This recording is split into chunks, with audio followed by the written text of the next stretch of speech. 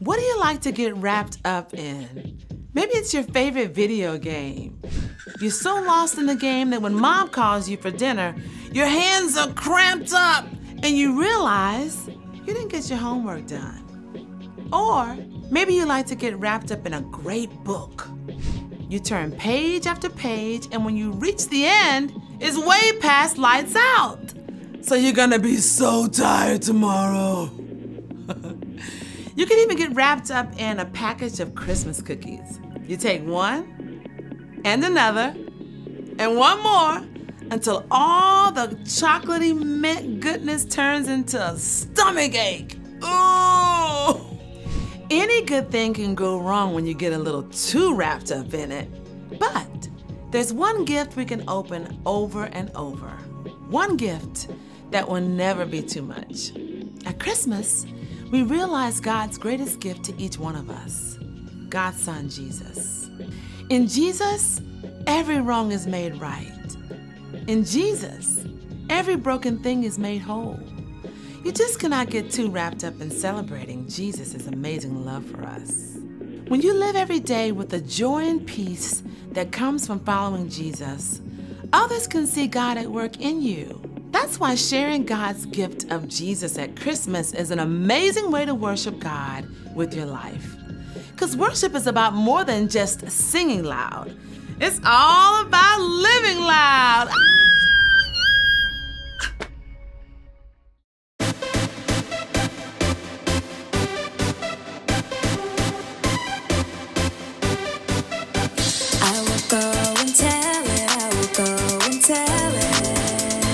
Tell it from the mountaintop. I will go and tell it. I will go and tell it. Tell it from the mountaintop. Thank you for sending Jesus. He was born for all the world. You gave us so much love, and I'm telling all the world. I will go and tell it. I will go and tell it. Tell it from the mountaintop. I will go and tell it. I will go and tell it. Tell it from the mountaintop. The night Jesus came started like a silent night. The shepherds looked up and saw the brightest light. And then what happened was a bigger surprise. They looked up and saw the angels in the sky. I can't keep it inside. I've gotta tell it. Go tell it. Jesus, you are alive. I've gotta tell it. Go tell it. I will go and tell it. I will go and tell it. Tell it from the mountaintop. I will go and tell it. I will go and tell it. Tell it from the mountaintop. Go, go, go. Tell it. Go, go, go. Tell it. Go, go, go. Tell it. Go, go, go. Tell it. Let's give it a try. Go tell it. Let's give it a try. Go tell it. I'm telling everyone, everywhere he's alive. Just like the angels singing in the sky. I can't keep it inside. I gotta tell it. Go tell it. Jesus, you are alive. I gotta tell it. Go tell it. I will go and tell it. I will go and tell it. Tell it from the mountaintop. I will go and tell it. I will go and tell it. Tell it from the mountaintop. Go, go, go. Tell it. Go, go, go. Tell it. Go, go, go. Tell it. Go, go, go. Tell it. Thank you for sending Jesus. He was born for all the world. You gave us so much love, and I'm telling all the world.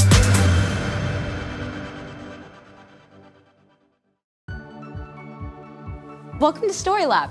This week, we're celebrating Christmas, while we take a look at the story of someone who recorded a big promise for us. Oh, and also, look out for this.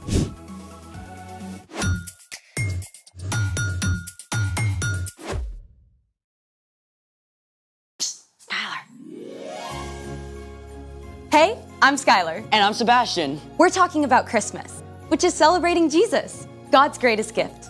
Gotta say, I think you got the decorations on point. Thank you. We're only missing one thing.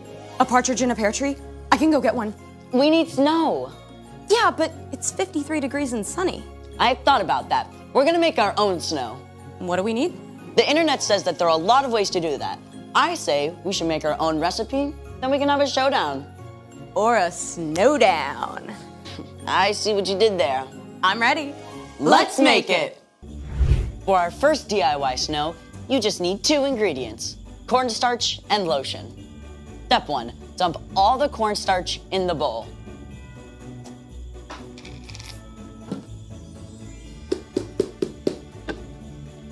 Step 2, mix a bunch of lotion.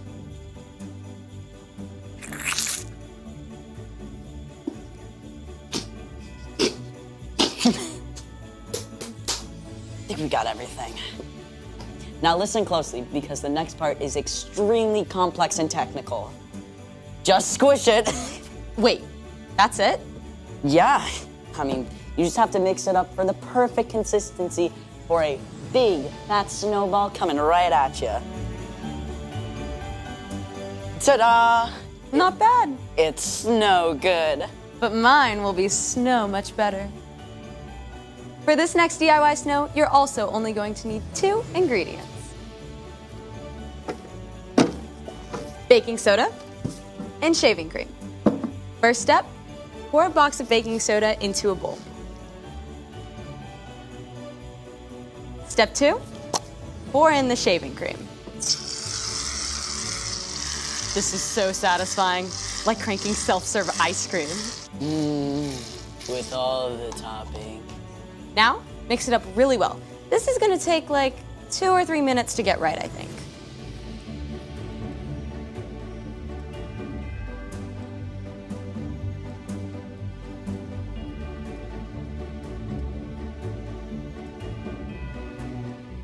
Now this is superior snowball snow right here. Superior to what? I think that's obvious. There's only one way to decide. Cornstarch and lotion up first. Ready? Sure. Let it go, let it go. That's so 2013. Were you even born in 2013? Yes. Here goes. It moves. That's right. 3, 2, 1. Ooh, let's see that again.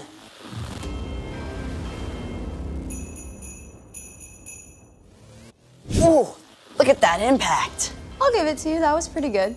Okay, my turn. Sure. I bet yours is going to explode into thousands of pieces midway through. You wish. Here we go.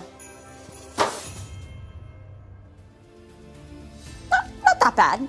I think we should try them side by side. Yeah, let's try that. All right. Okay. You got one? Yep. Okay, ready? 3, 2, 1. Okay, I'll give it to you. Cornstarch and lotion, but only because your throw was better than mine. I'll take it, I'll take it. That was awesome. Can we do it again? Absolutely. But first, let's get ready for... The story before the story. Today, we're in the 23rd book of the Old Testament, Isaiah. In the beginning, out of love, God made an amazing world. But when people turned away from God, the world was broken. God made a plan to bless the whole world through Abraham's family, the Israelites. But over and over, God's people would run to God and then pull away, just like a yo-yo. After King David's son Solomon, the kingdom of Israel was split into 2 nations. During this time, God spoke through prophets to encourage them to turn their hearts back to God and to tell them about the rescuer God would send. One of these prophets was a man named Isaiah, which is where our story starts. Take it away. Hey, everybody! Hey, Erica. Isaiah lived more than 700 years before Jesus. And get this, his name means the Lord saves us. Think about that. Even Isaiah's name pointed to God's plan to save the Israelites and the whole world. Isaiah was a prophet, someone who listens to God and then shares truth from God with other people. Often this is a message about events that will take place in the future. Then I heard the voice of the Lord. He said, "Who will I send? Who will go for us?" I said, "Here I am. Send me." Isaiah lived in Jerusalem. Though Jerusalem was still free, the northern part of Israel had been conquered by the Assyrians. With enemies closing in, Isaiah knew it was only a matter of time until the rest of the Jewish people were taken captive too. Isaiah served as an advisor to the king, but many of the messages that he shared also spoke about a time far into the future, a time when God would send someone to rescue God's people forever. The people who are living in darkness will see a great light. They are now living in a very dark land, but a light will shine on them. That light Isaiah was writing about wasn't an actual light. It was a person, a savior, and that savior was going to come in the most unusual, unexpected way. A child will be born to us. A son will be given to us. He will rule over us, and he will be called Wonderful Advisor and Mighty God. He will also be called Father who lives forever and Prince who brings peace. Isaiah wrote that a savior would come as a baby. Now, remember, this is over 700 years before Jesus was born. Let's take a look at what Isaiah said would be true of the savior God would send. Spoiler alert, we know the savior or rescuer is Jesus. Wonderful advisor. That's true, right? When we aren't sure what to do, Jesus directs and guides us. He knows exactly what we need. Even when we face the most difficult challenges, we can always trust him to lead us in the right direction. Now consider Mighty God. Jesus is stronger and more powerful than any earthly king. Just think of the amazing things that Jesus did. He made people who were blind see and healed people of all kinds of sickness. He turned one small lunch of bread and fish into a feast for thousands of people. And when he spoke to a storm, it listened and stopped right away. Father who lives forever. Jesus will live and reign forever. He was with God in the beginning, and he'll never leave us. Like a good father, he provides everything that we need. He always wants to spend time with us and delights in us, even before we do anything for him. Prince who brings peace. When people turned from God, the world was broken.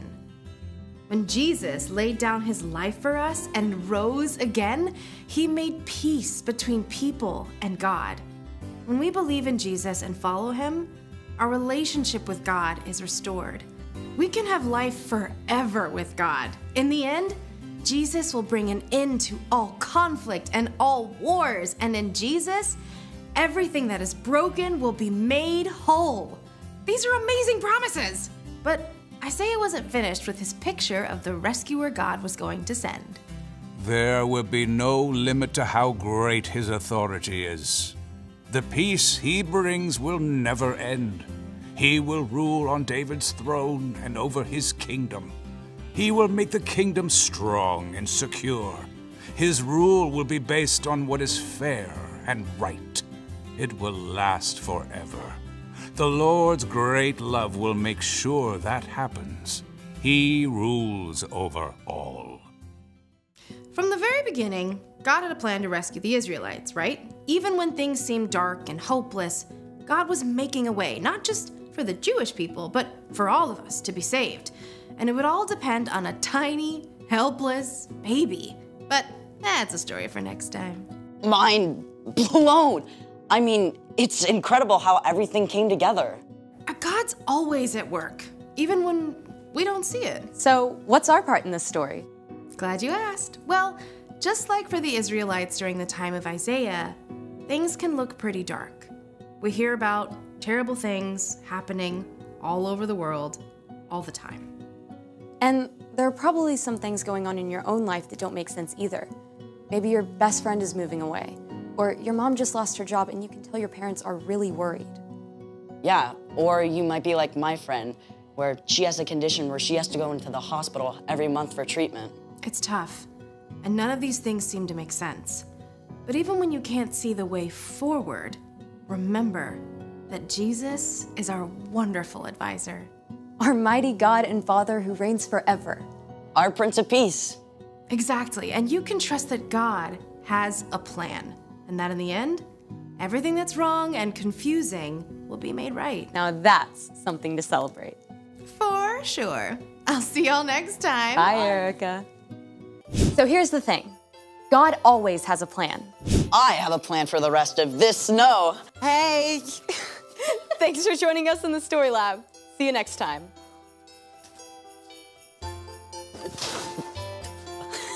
All right. Good shot. Good shot.